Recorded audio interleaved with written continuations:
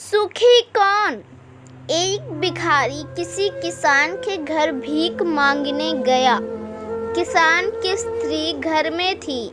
उसने चने की रोटी बना रखी थी।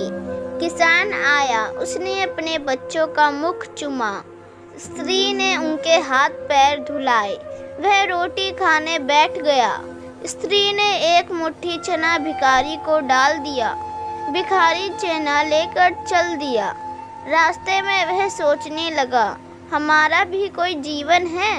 दिन भर कुत्ते की तरह मांगते फिरते हैं, फिर स्वयं बनाना पड़ता है। इस किसान को देखो, कैसा सुंदर घर है। घर में स्त्री है, बच्चे हैं, अपने आप अन्न पैदा करता है, बच्चों के साथ प्रेम से भोजन करता है। वास्तव में सुखी तो यह किसान है।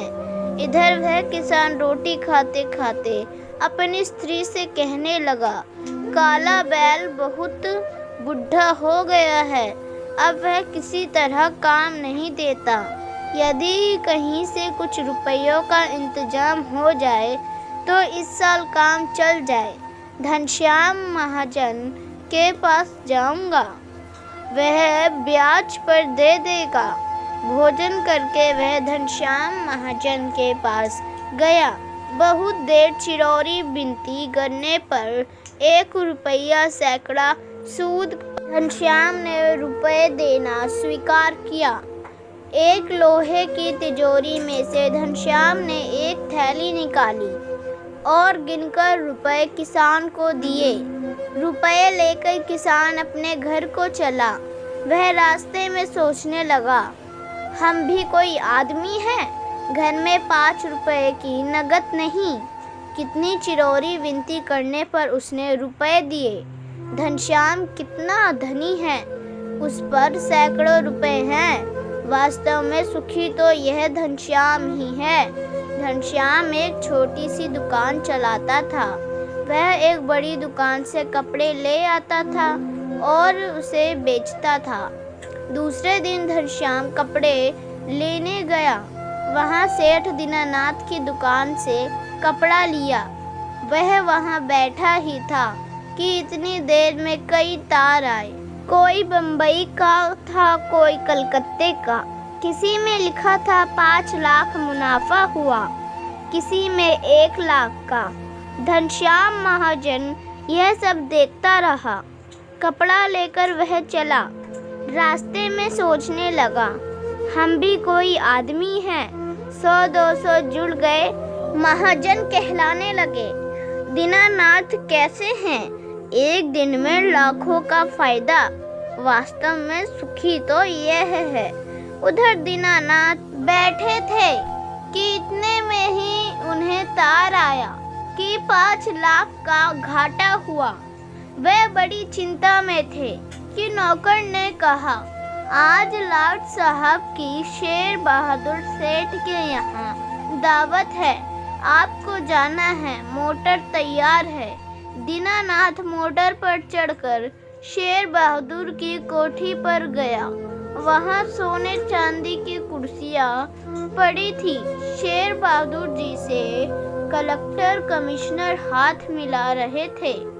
बड़े बड़े सेठ खड़े थे। वहाँ दीनानाथ सेठ को कौन पूछता, वह भी एक कुर्सी पर जाकर बैठ गए।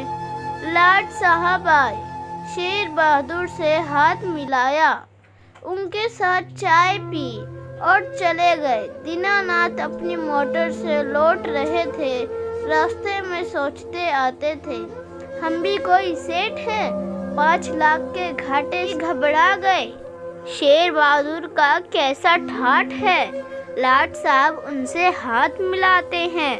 वास्तव में सुखी तो ये ही हैं। अब इधर लाट साहब के चले जाने पर शेर बहादुर के सिर में दर्द हो गया। बड़े बड़े डॉक्टर आए, एक कमरे में पड़े थे। कई तार घाटे के एक साथ आ गए थे। उनकी भी चिंता थी। कारोबार की भी बात याद आ गई। वे चिंता में पड़े थे। खिड़की से उन्होंने झांक कर देखा, एक भिखारी हाथ में एक डंडा लिए अपनी मस्ती में जा रहा था।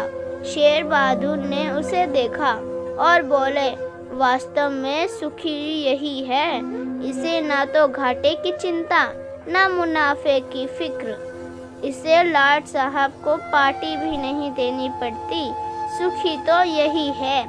इस कहानी का कहने का मतलब इतना ही है कि हम एक दूसरे को सुखी समझते हैं।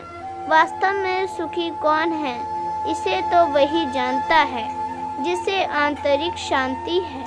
दोस्तों, उम्मीद करती हूँ कि यह कहानी आपको पसंद आई होगी। अगर पसंद आई हो तो कृपया लाइक और सब्सक्राइब करना ना भूलें और इसे ज़्यादा से ज़्यादा लोगों के पास शेयर करें और इस पर कमेंट ज़रूर करना। धन्यवाद।